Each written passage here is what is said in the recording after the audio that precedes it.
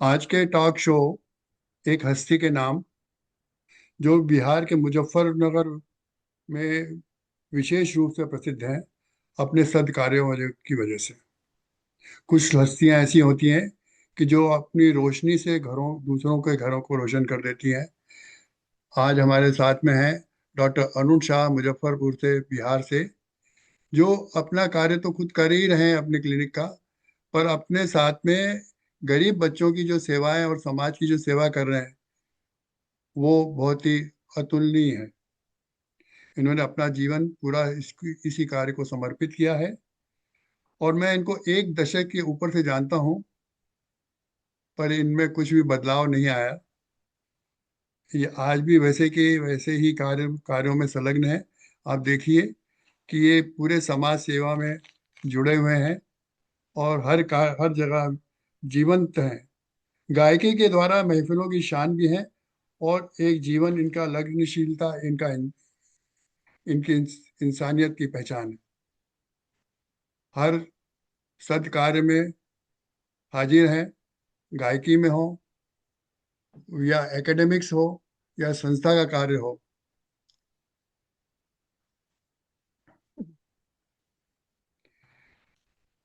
मेरे कुछ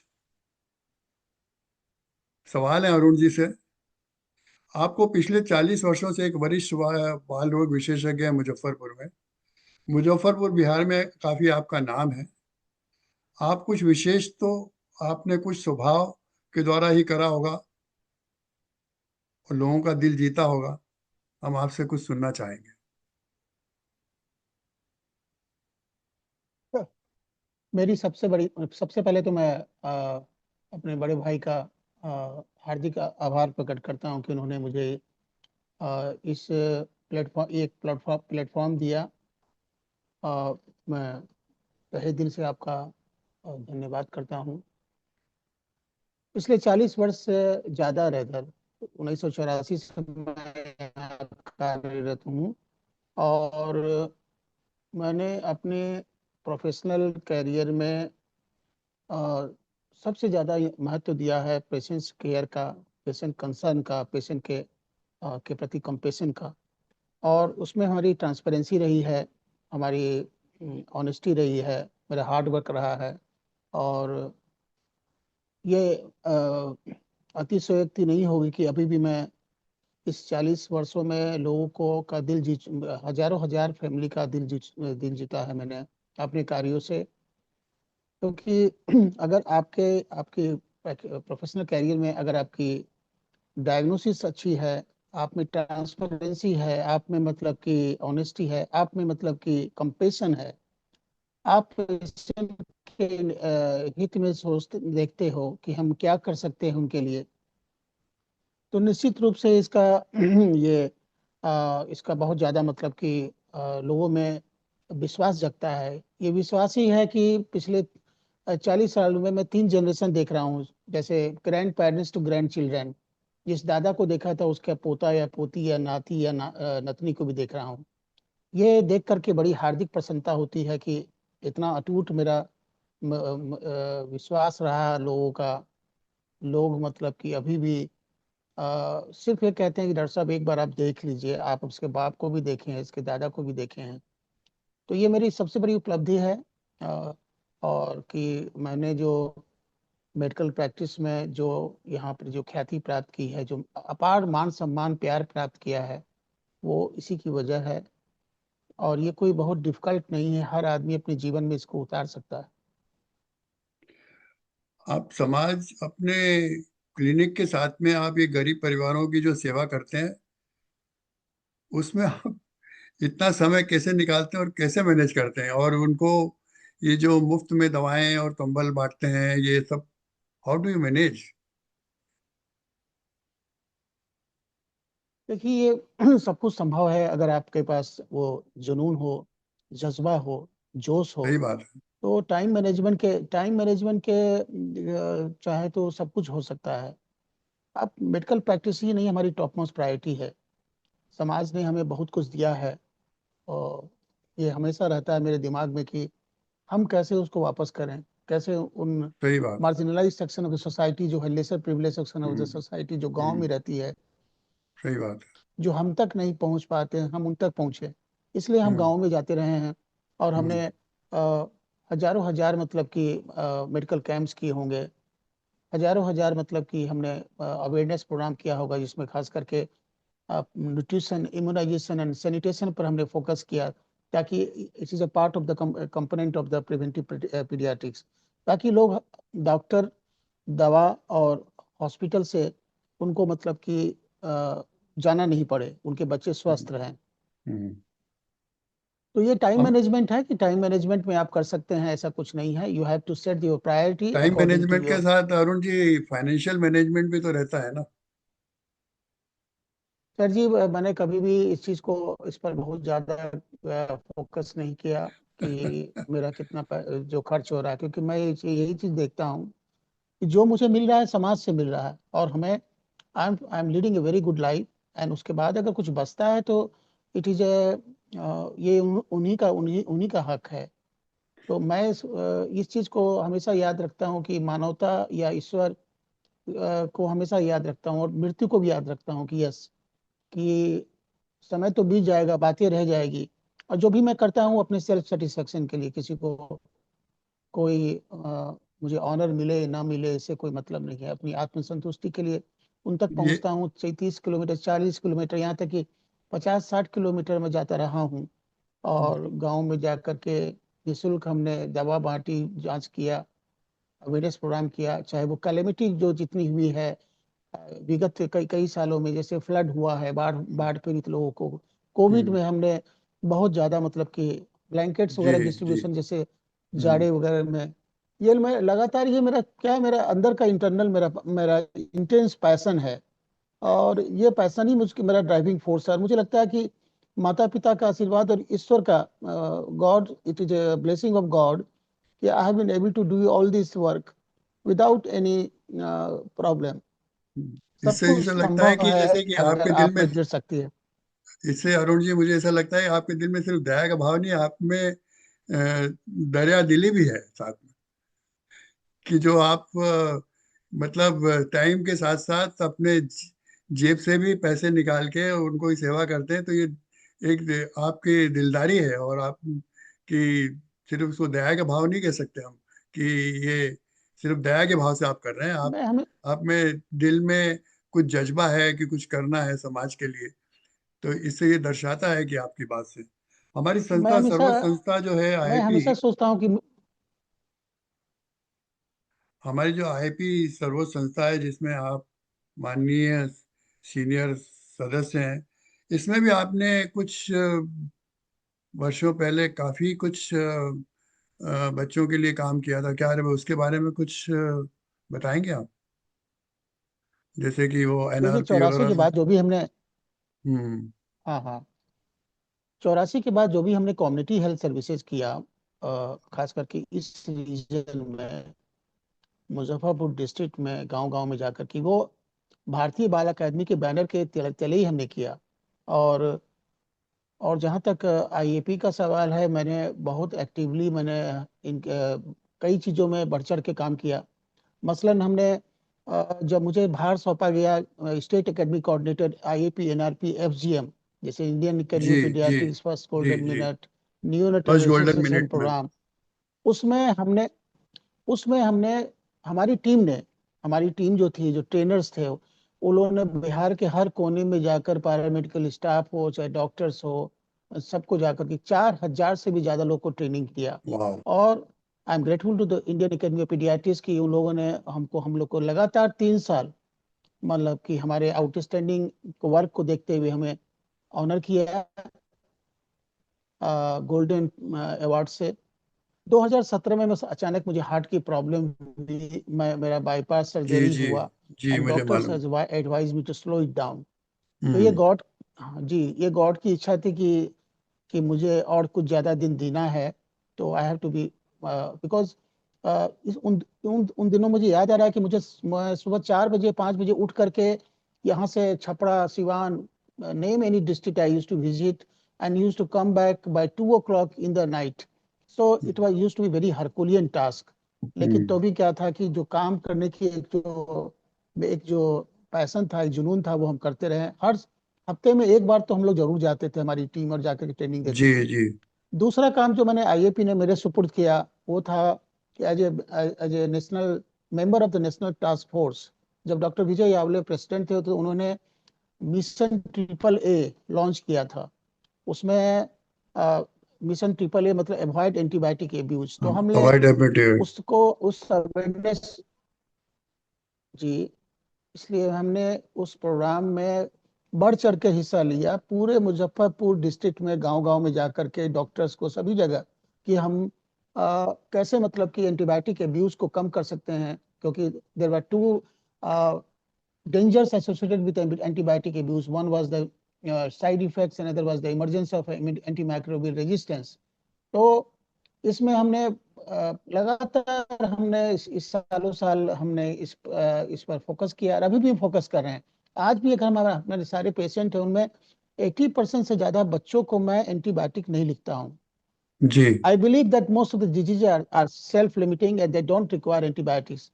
So still, most of my patients know that Dr. Saad doesn't prescribe antibiotics unless it is required. So इसमें हमारी काफी हमने इस पर काम किया है।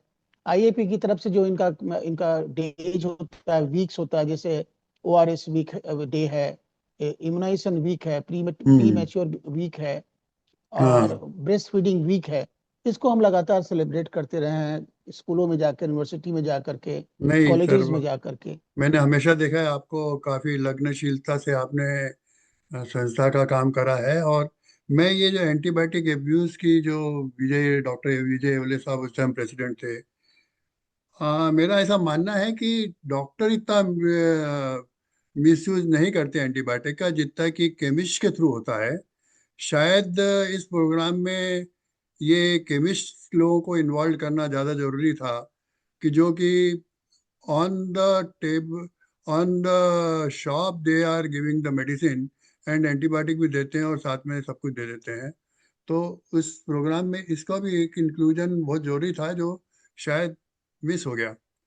अगला सवाल है मेरा सर कि मुजफ्फरपुर बिहार में चमकी बुखार हुआ था, और उसमें एक्यूट हाइपोग्लाइसेमिक इनकेफेलोपैथी हुई थी, और उसमें आपका काफ़ी नाम हुआ और काफ़ी सराहा गया उस टाइम। और उसमें आपने काफ़ी योगदान किया। उसके बारे में कुछ बताएंगे आप? अगर मुझसे कोई पूछा जाए कि मेरे जीवन की सबसे बड़ी उपलब्धि क्या है, तो मैं यही कहूंगा कि 2012 में एक चांस मीटिंग हुई डॉक्टर जैकब जॉन से दिल्ली में। आई वॉज जी। Invited as a faculty by CHF, child hmm. Health foundation, to prepare to just give my inputs in immunization dialogues. तो मेरी उनसे मुलाकात हुई, मैंने उनसे वो मेरे सामने बैठे हुए थे, मैंने उनसे विनम्र निवेदन किया कि सर, मुजफ्फरपुर शहर में 1985 से हमारे यहाँ every year people childrens are dying of a so called chamki bukhar, mysterious fever with seizures. तो सर, मैं आपसे रिक्वेस्ट करूंगा कि आ करके इस रहस्य को आप मतलब कि इस रहस्य को पर्दाफाश उजागर कीजिए, करें। और पता नहीं कैसे वो हमारे, हाँ, रहस्य को उजागर करें। और हम्म। वो हमारे इनविटेशंस को एक्सेप्ट कर लिए, और नेक्स्ट वीक वो अपनी फ्लाइट, अपनी टिकट कटा करके मुजफ्फरपुर आए। देन नहीं वी पता। Started research work in 2012।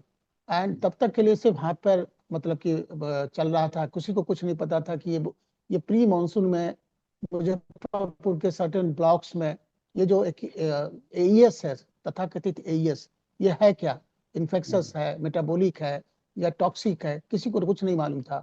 Every year during the epidemic or outbreak, during the outbreak, team from the ICMR, team from the NCDC, they used to come, और वो सैंपल ले जाती थी। लेकिन फिर जैसे बारिश होती थी, उसके बाद सब लोग सो जाते थे। I was really, it was very painful to see the children dying, especially the children from the most poorest of the poor family in the remote areas. So he came to Muzaffarpur, and then Dr. and Dr. Principal Jacob John, he was the principal investigator, along with Dr. Mukul Das, he was the chairman, he was a director of the Institute of Toxicology, Lucknow, and myself, we started to investigate. Doctor Jacob John ने हमें कहा कि जितने cases अभी समय admit हो रहे हैं सब की आप केस हिस्ट्री बनाइए, और हम लोग ने केस हिस्ट्री बनाई तो हमने सब चीज में कॉमन चीज पाया कि जो क्लासिकल प्रेजेंटेशन था वो अर्ली आवर्स में होता था, 3 बजे 4 बजे, and almost close to 100% of children used to have hypoglycaemia. और ये भी देखा गया कि अगर हाइपोग्लाइसीमिया है और उनको 10% डेक्सट्रोज इन्फ्यूजन हम देते हैं तो suddenly within half an hour children used to be normal. ये वही वाह। बच्चे ज्यादा मतलब कि मरते थे जिनमें डिले से ट्रीटमेंट होता था। Then we wanted to know okay, what could be the cause of hypoglycemia, acute hypoglycemic encephalopathy. Then we tried to find out whether it is insecticide or whether it is something else.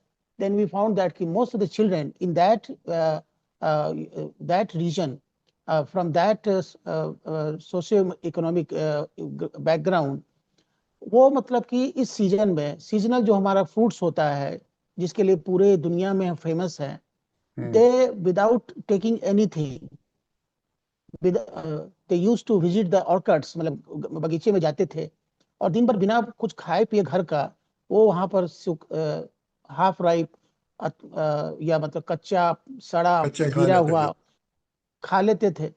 Then we send all these fruits to the Institute of Toxicology to find out what is the content in them, and to our surprise, it was discovered that there are two substances, especially the hypoglycin A and MCPG, which are responsible for causing the hypoglycemia. In fact, hypoglycin A and MCPG inhibits the neoglucogenesis and inhibits the oxidation of fatty acid, blocking the glucose formation. Especially these children used to have a very poor glycogen storage. तो रात में बिना खाए भी सो जाते थे ये, और जो भी खा पी करके मतलब आते थे थके हारे रात में खा के सो गए। और उसके बाद अर्ली आवर्स में 3 बजे 3:30 बजे then parents used to observe कि these children are having stiffness of the body, convulsion, then frothing from the mouth, and they used to be alarmed and either take to the rural quacks or to the local hospital.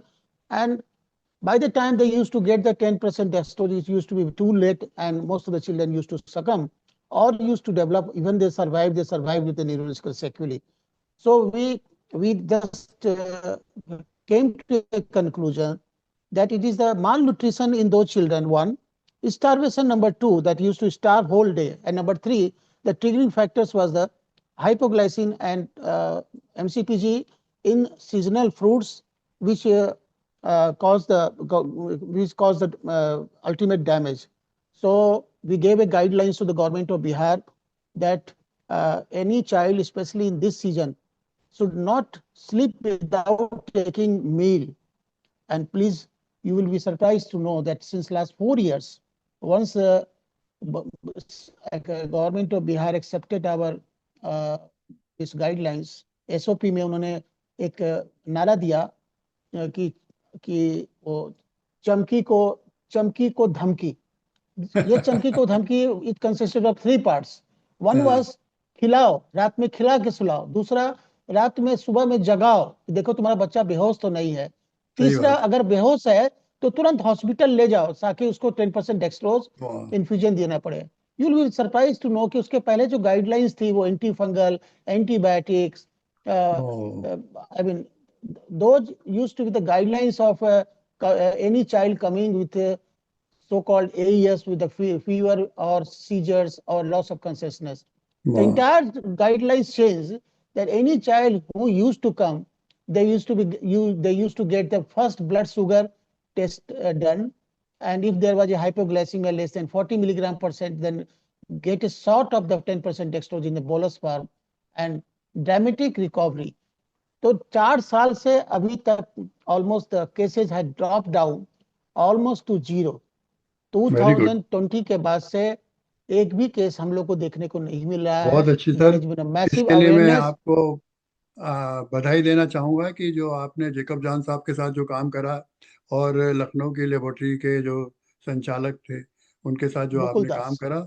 हाँ जी, उनके साथ जो काम करा वो एक समाज के लिए और मेडिकल जगत के लिए एक प्रशंसा की बात है। और आ, हम हमारी पीठ को थपथपाएं, हम तो ये बोलेंगे कि हम जो कर सकते थे हमने करा है, और जो समाज के हित में करा है।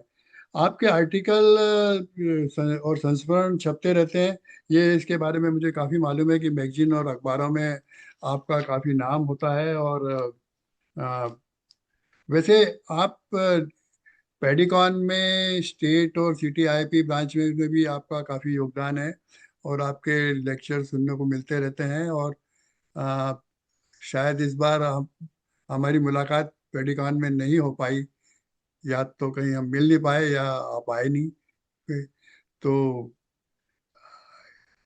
तो आपका योगदान जो है पेडिकॉन में काफी, आपके संस्मरण और लेक्चर सुनने को मिलते रहते थे। काफी टाइम से आपको सुनने को नहीं मिला मेरे ख्याल से। क्या कुछ आप तबीयत की वजह से या वैसे? पिछले 30 साल 2017 के पहले तक I was used to be very active IAPN and as a grass root worker. मैंने IAPN ने जो भी मुझे काम दिया मैंने पूरी ईमानदारी से उसको किया।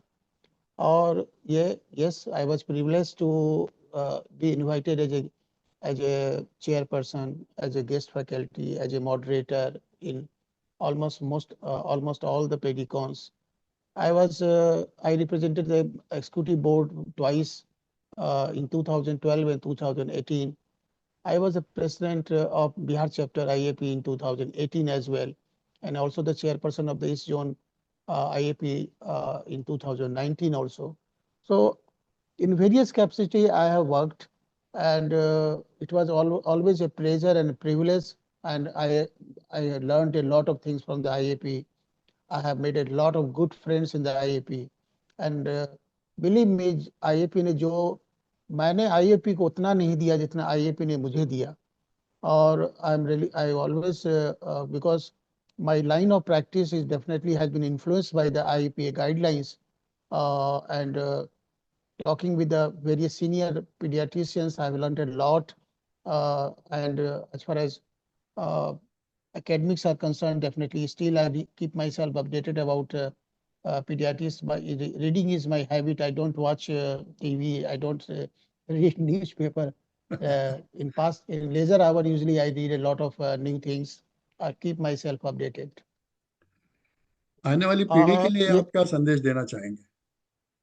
जो हमारी पीढ़ी पीडियाट्रिशियंस की आ रही है, उसमें आप क्या संदेश देना चाहेंगे कि हम एक किस संदेश तरह से देना चाहते उनको हैं कि आगे बढ़ना आजकल चाहिए? के जो नई जनरेशन है बड़े जल्दी में है। वो लोग जल्दी में है, they want to make a very quick bucks. अभी वाह। देखिए, देखते देखते पूरे एरिया में, इस बिहार में, a time when I started my practice there used to be one only NICU in now in आप अगर NICU की बात कीजिएगा तो 10-20 तो हमारे यहाँ मुजफ्फरपुर में है, गांव वाह। में है NICU के नाम पर। I mean, people want to make money very quick. They want to be reach overnight. बड़ा हम्म, जल्दीबाजी में है। तो मैं उन सभी लोग को कहूंगा कि देखो, दुनिया में सिर्फ पैसा कमाना ही सब कुछ अल्टीमेट गोल नहीं होता है। सही बात। We must try our level best to deliver our goods, to communicate, to counsel the patient, to care the patient with the compassion. आप उसकी भलाई के लिए उसकी सोचिए कि हम क्या उसके लिए कर सकते हैं, what we can do. Believe में उनका जो आशीर्वाद है ना, वो किसी न किसी रूप में हमें हमें हमारे परिवार को जरूर ईश्वर का मिलता है। आशीर्वाद बहुत जरूरी है। बहुत समाज का ज्यादा आशीर्वाद और मिलता है। ईश्वर का आशीर्वाद बहुत जरूरी है। तो I was just want them to be fair, transparent, communicative, भी मतलब कि वो जो अच्छा से अच्छा है, think about the best in the interest of your patients. It is very important that nowadays medical fraternity, the glory of the medical fraternity is declining very rapidly. So it's a time that the new generation should strive hard to restore the dignity of this medical profession with fairness, with transparency, with honesty, with compassion, to and be fair, be uh, let's be very very very transparent and clear in the honest life. to our patients. Yes Yes. Sir, मुझे मालूम है कि आ, आप जितने प्रसिद्ध हैं उस हिसाब से आप संस्थागत नेतागिरी से काफी दूर हैं और गरीब बच्चों की सेवा में संलग्न हैं। आपका अभिनंदन है। और आपको इस शो के माध्यम से जो सुनने को मिला, मुझे ये भी मालूम है कि आप अभी doctor Arun Shah charitable trust के अंतर्गत काम कर रहे हैं 2020 से। और डॉक्टर अरुण और साहब फाउंडेशन के फाउंडेशन के हिसाब से काम कर या रहे हैं। उसके लिए बहुत बहुत धन्यवाद और बहुत बहुत बधाइयाँ कि जो आप कार्य कर रहे हैं। और ये ईश्वर से प्रार्थना करता हूँ कि आपको लंबा जीवन दे और आप हमेशा ही इस तरह से संलग्न रहें और काम करते रहें। और आपसे मुलाकात करके मुझे बहुत अच्छा लग रहा है। और काफ़ी दिनों बाद सुनने को मिला। और आपको मुलाकात तो नहीं हो पा रही फिजिकली, बट कम से कम दूर बैठ के भी हम एक दूसरे को देख रहे हैं, यही बहुत बड़ी बात है। धन्यवाद आपके आने का, आपका बहुत बहुत अभिनंदन। और उम्मीद है कि आप स्वस्थ रहेंगे और अच्छे कार्य में जो आपके मन में प्रेरणा है और जो आपने दिया जलाया है उस दिए की रोशनी में लोगों को भला होता रहेगा। धन्यवाद। I am overwhelmed with your love, affections, blessings. So with the folded hands कि आप भी मतलब कि इसी तरह से आप तो हमारे बड़े भाई हैं, मुझसे कम से कम 10 साल आप बड़े हैं। और अब इसी तरह जितने आप एक्टिव हैं, you are the role model for thousands of paediatrician across the country. जो आप कर रहे हैं निस्वार्थ, वो हमारे आपके सामने तो मेरा हमको हमें लगता है कि सर, हम कुछ भी आपके नहीं कर रहे हैं। आपके तरीके ही भाइयों और आपके तरीके दोस्तों से ही आईआईपी में से मैंने सीखा है। मैं तो कुछ लेके नहीं आया था, मैं तो शिष्य हूँ सबका। जो था मेरे पास छोड़ के मैंने चोला बदल दिया और मैं आप लोगों के साथ में हूँ। धन्यवाद। I am impressed with your humility sir. Thank you thank sir, you so thank much. You, thank नमस्कार। यू। नमस्कार।